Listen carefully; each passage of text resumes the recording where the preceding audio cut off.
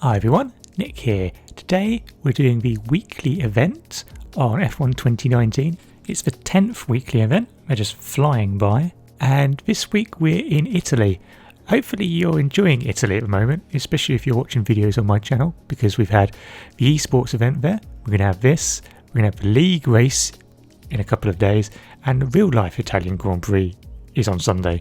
So it's very molto bene if you're an Italian Grand Prix fan. But anyway, let's have a look at the leaderboard.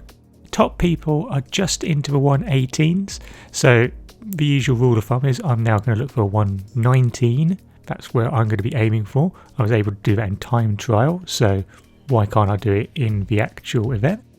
We've got the elite settings for assists. The race settings, it doesn't really matter. It just depends on how much of a challenge I want in the practice session. I went with 100 so that it was not a complete walkover, but still wasn't going to just completely ruin it for me.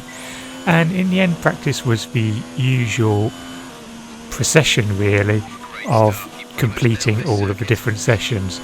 The only times I had any issues were entirely self-inflicted. I think on my first run through the track acclimatization program, I completely missed a braking point for turn 1 and still got green.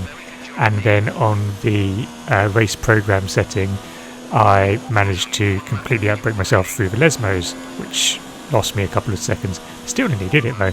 The thing that was slightly disappointing though was the qualifying. I succeeded fine, but I only did a 121.6, which as I'm trying to get a 119 is a bit off the pace. I know the practice qualifying session is always a little slower in actuality than you actually go in qualifying, but still. So into the actual qualifying, and this is my first flying lap. I always find it quite difficult with the first flying laps in quali because you have no reference data. So if you're doing a second, third, whatever, or if you're doing it in time trial, you've got the delta, so you know how you're doing against your previous best. But in your first lap in quali, you don't have that. And I know in real life, Formula 1 drivers would have a delta on their dashboard. It would compare to their previous best from a practice session. So I think that would be something that would be really neat, especially if you've done a practice qualifying program in practice. If you could have that as your delta that you're measuring yourself against. I know that it's a different session, there'll be different settings, you've got the ability to have max fuel in this session and you don't have that in practice, you can only go up to high. But I think that would be a neat thing to do.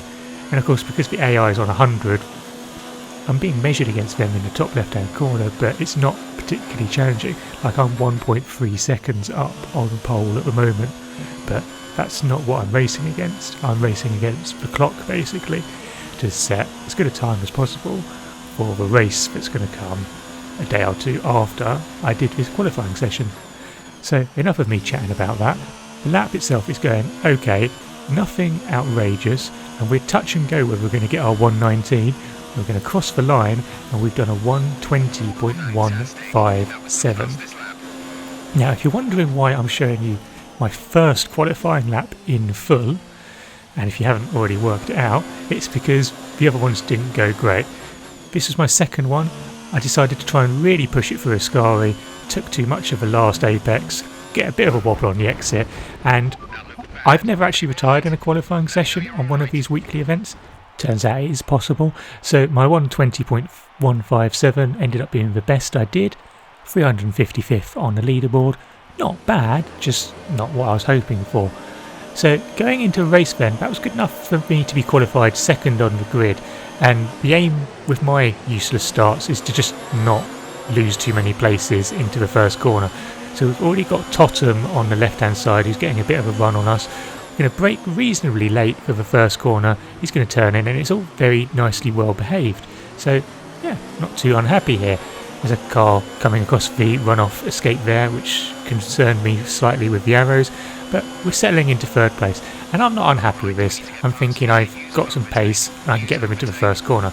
Unfortunately, someone took the 150 metre board marker out on the left hand side, which is where I usually brake or brake slightly after that, and as a result I completely missed my braking point and destroyed someone there. I only broke part of my front wing though. Finished the job off on the next lap when Roth, the annoying AI, decided to brake far too early. And even though I recovered with a new front wing, I've ended my usual trick of messing Ascari up too much on the right hand side, spin already going, and there goes that left front wheel again. So that was absolutely awful. So I did only get 24,000 points. You're aiming for over 300,000. So that's just, no, not acceptable. So I did something I haven't done before on a weekly event. Let's go for a second race. So that last result is in the bin, and now we're going to give it a better go. We're starting from 4th on the grid. The grid is entirely made up of human players, which is great. None of those AI slow coaches.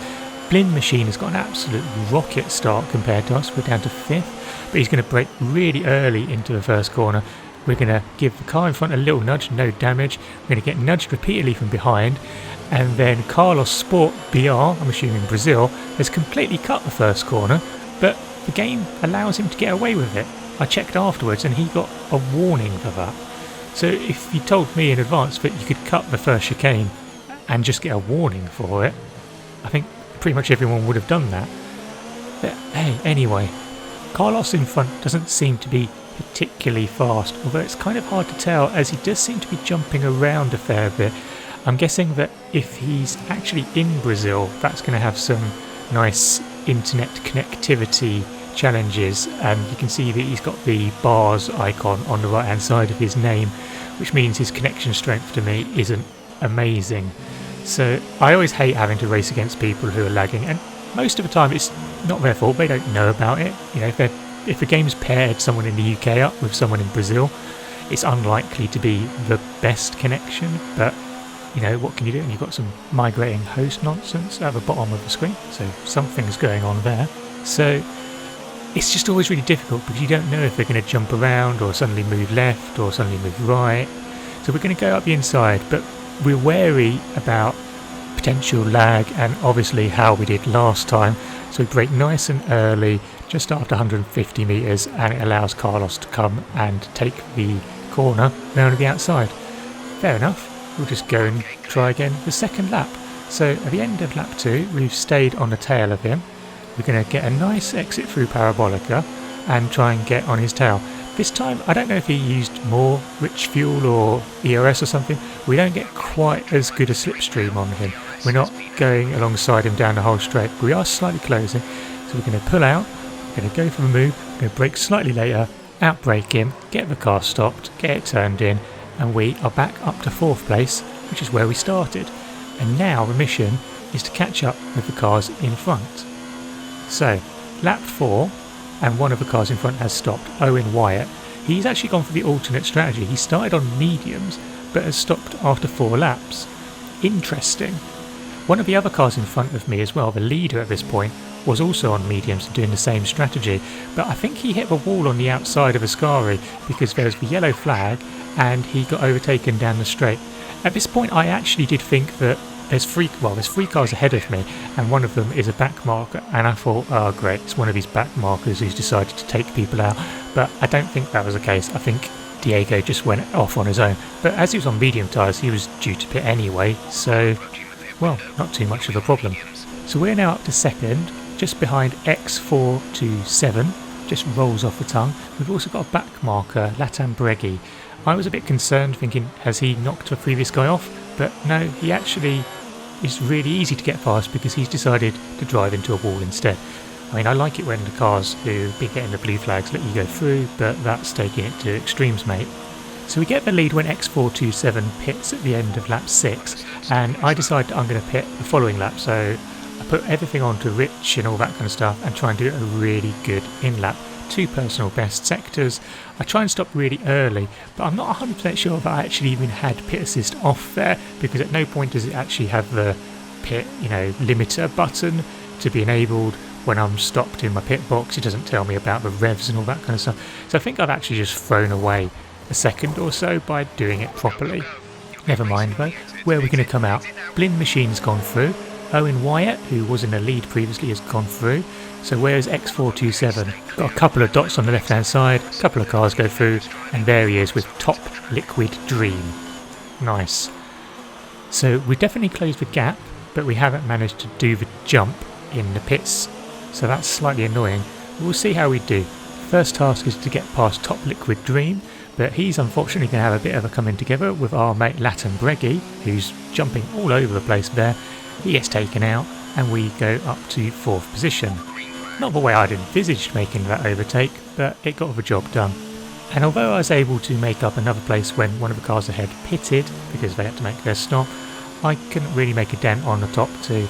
I could really feel a lack of pace on the medium tyres for me, and I think that's why people were starting on mediums and then getting rid of them after 3-4 laps. The soft tyres are just much faster here, and I should have probably either followed their strategy or pitted a bit later and used those soft tyres for longer. But hey ho, 3rd place, much better than my previous effort, and I'll take it. So in terms of points, that actually gets me 314,926 points. Could have been slightly better if I'd got a better qualifying time, could have been slightly better if I'd actually won the race, but in the end I'm not too fussed because that was actually good enough for 31st in the world. And weirdly, I was only just behind the guy who won that race and ahead of the guy who finished 2nd because they were using assists and I wasn't, so my multipliers got me some extra points on that. So yeah, top 31, I'll take that.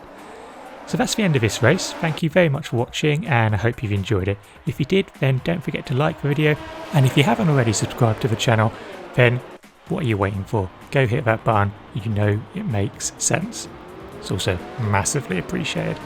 And let me know in the comments below how you think the race went, and have you had a go at the weekly event? Have you been enjoying all of this Italian Grand Prix content that Codemasters have been bringing to us in F1 2019, or are you looking forward to seeing the back of Monza? I know I'm very much enjoying it, but that may just be me. Until next time, and the next video, goodbye.